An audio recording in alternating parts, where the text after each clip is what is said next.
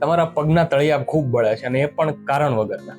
તમારો ડાયાબિટીસનો report normal છે, તમારો થાઇરોઇડનો રિપોર્ટ નોર્મલ છે, કિડનીની કોઈ સમસ્યા નથી, તમારા વિટામિન B12, B9, આયરન બધું જ બરાબર છે, છતાં પણ તમારા પગના તળિયા ખૂબ બળે છે. અને આટલા બળે છે કે ઘણી વખત તમે એને પાણીની અંદર પલાળવા પડે છે કે ઘણી વખત ભીનું કપડું બાંધીને રાખવું પડે છે. તો આ બધું કરવાથી તમને ટેમ્પરરી તો આનું સોલ્યુશન મળી જાય છે, પણ શું આનું કોઈ પરમનન્ટ સોલ્યુશન ખરું? તો મિત્રો, શરીરની અંદર કોઈ પણ પ્રોબ્લેમ હોય એ પ્રોબ્લેમનું એક કારણ હોય, એ નિદાન હોય. અને જો એ નિદાનને અનુરૂપ થઈ અને તમને સારવાર કરો કે નિદાનની સાથે કોઈ તમે એનો ઉપાય કરો તો આ સમસ્યામાંથી તમે 100% બહાર આવી શકો છો. તો આ વિડીયોની અંદર તમને કમ્પ્લીટલી કે ભાઈ પગના તળિયા બળવાના કેટલા કારણ હોય અને એ કારણને અનુરૂપ તમે શું એની અંદર ઉપાય કરી શકો કે જેથી કરીને તમારા પગના તળિયા બળવાની કમ્પ્લેન્ટની અંદર રાહત મળે અને તમે એમાંથી કાયમી રીતે છુટકારો મેળવી શકો. તો પગના તળિયા બળવાનું સૌથી પહેલું કારણ હોય છે ડાયાબિટીસ. ડાયાબિટીસ જ્યારે લાંબા સમય સુધી અનકન્ટ્રોલ ડાયાબિટીસ હોય, એટલે કે તમારી બ્લડ શુગર જે છે એ લગભગ મોર દેન 300 થી ઉપર રહેતું હોય, એટલે લગભગ 300 થી ઉપર રહેતું હોય, 300, 400, આવું જો લાંબા સમય સુધી રહેતું હોય, એ તમારા શરીરની જે નસો હોય એને વીકનેસ કરવાનું શરૂ કરે અને એને મેડિકલ સાયન્સની ભાષામાં કહેવાય ડાયાબિટીક ન્યુરોપેથી. અને આ ન્યુરોપેથીના કારણે તમારા પગની નસો જે છે ધીરે ધીરે વીક થાય, જેના લીધે શું થાય કે બ્રેઇન અને જે પગ જે છે એની વચ્ચે જે સિગ્નલ કોડિંગ થતા હોય એ ધીમા પડે, એ સ્લોઇશ થાય અને એના કારણે તમને પગમાં દુખાવો રહે અને પગના તળિયાની અંદર બળતરા શરૂ થાય છે. બીજું કારણ છે હાઇપોથાઇરોઇડ.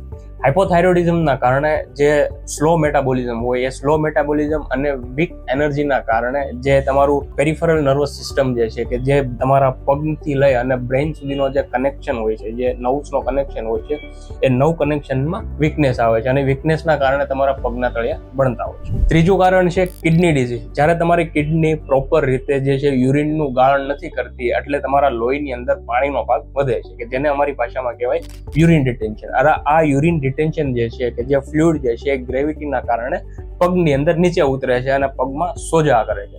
અને આ ફ્લુઇડના કારણે જે ત્યાંની નસ હોય, નસની ઉપર દબાણ આવે અને એ દબાણના કારણે જે છે પગમાં દુખાવો અને પગના તળિયા બળવાની કમ્પ્લેન્ટ રહેતી હોય છે. અને ચોથું કારણ છે ન્યુટ્રિશનલ ડેફિશિયન્સી. ખાસ કરીને વિટામિન B12 ની કમી, વિટામિન B9 ની કમી, આયરનની કમી અને વિટામિન D3 ની કમી. આ ત્રણેય વસ્તુ જે છે એ આપણા શરીરની જે નસ હોય, જે નર્વ્સ હોય છે, એ નર્વને એકદમ હેલ્ધી રાખવાની અંદર કામ કરતી હોય છે.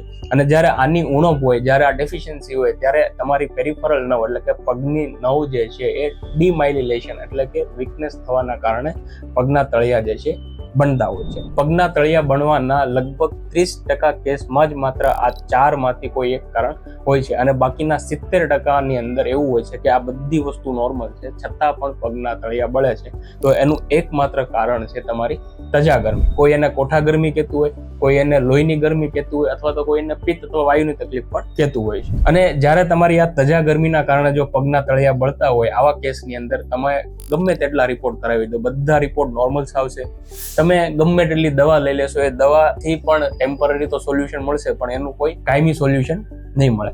તો હવે તમને સમજાવું કે ભાઈ જે આટલા કારણ જે છે કે જે મેં તમને આ 6 કારણ બતાવ્યા, એ 6 કારણને અકોર્ડિંગ તમને જે કારણ હોય એના અકોર્ડિંગ તમે જો એનો સારવાર કરો અથવા તો એમાં આપણે ઉપાય કરીએ, ઘરગથ્થુ ઉપાય કરીએ, તો તમારા આ પગના તળિયા બળવાની કમ્પ્લેન્ટની અંદર ઘણું બધું રિઝલ્ટ મળતું હોય છે. તો આ પહેલી જે કન્ડિશન મેં તમને કીધી કે ભાઈ ડાયાબિટીસના કારણે પગના તળિયા બળી શકે, થાઇરોઇડના કારણે પગના તળિયા બળી શકે, વિટામિન્સ જે ન્યુટ્રિશનલ ડેફિશિયન્સી હતી કે ભાઈ B12 છે, B9 છે, આયરન છે અને વિટામિન D3 છે, આની કોઈ ઉણપ હોય તો તમને પગના તળિયા બળી શકે.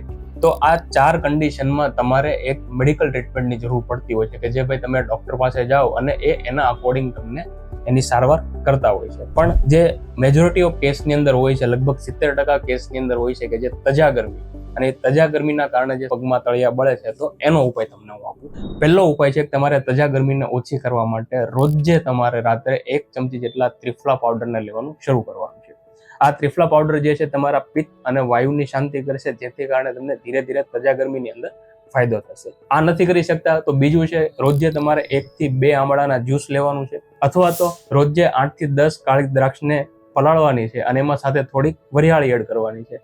અને સવારે તમે જ્યારે ઉઠો ત્યારે એકદમ ભૂખ્યા પેટે આ જે વરિયાળી અને દ્રાક્ષ વાળું પાણી જે છે એને પી લેવાનું છે. અને જે દ્રાક્ષ અને જે વરિયાળી વધે છે એને એકદમ ચાવીને ખાઈ લેવાની છે. જ્યારે આ પ્રયોગ તમે કન્ટિન્યુઅસલી લગભગ 1 કે 2 મહિના કરશો એટલે તમારી તજા ગરમી જે છે એ આપોઆપ ઓછી થતી જશે અને એના કારણે તમને પગના તળિયા બળવાની કમ્પ્લેનમાં પણ રાહત થશે. તો બીજો ઉપાય છે કે તમારું જે પગના તળિયા જે છે ત્યાં તમારે ગાયના ઘીનું એકદમ માલિશ કરવાનું છે.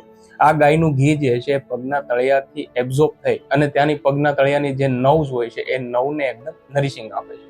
બીજી વસ્તુ, જે આ ગાયનું ઘી છે એ પગના તળિયાની જે પણ કઈ ગરમી જે છે એને ઘણા અંશ તક શોષી લે છે. અને સાથે તમને એક બીજો ઉપાય બતાવું કે જે દૂધી હોય છે એ દૂધીને ખમણી અને એનું જે કચુંબર બને એ કચુંબરને એક કપડામાં લેવાનું છે અને એ કપડાને તમારે પગના તળિયામાં રાત્રે બાંધી દેવાનું છે અને આખી રાત આને બાંધેલું રાખવાનું છે. દૂધી જે છે એકદમ ઠંડક હોય છે અને ઠંડકના કારણે તમારી પગના તળિયાની ગરમી જે છે ઘણા અંશ તક શોષી લે છે અને તમને એકદમ ઝડપી રિઝલ્ટ મળવાનું શરૂ થશે. પણ પરમનન્ટ સોલ્યુશન માટે મેં તમને જે પહેલા ઉપાય કીધા છે એને તમારે 1 થી 2 મહિના સુધી કન્ટિન્યુ શરૂ રાખવાનો. હવે જો તમને કોઈ આમાંથી ડાઉટ્સ હોય અથવા તો તમારે કંઈ પૂછવું હોય તો તમે કોમેન્ટની અંદર મને પૂછી શકો છો. હું તમને એનો રિપ્લાય જરૂર આપીશ.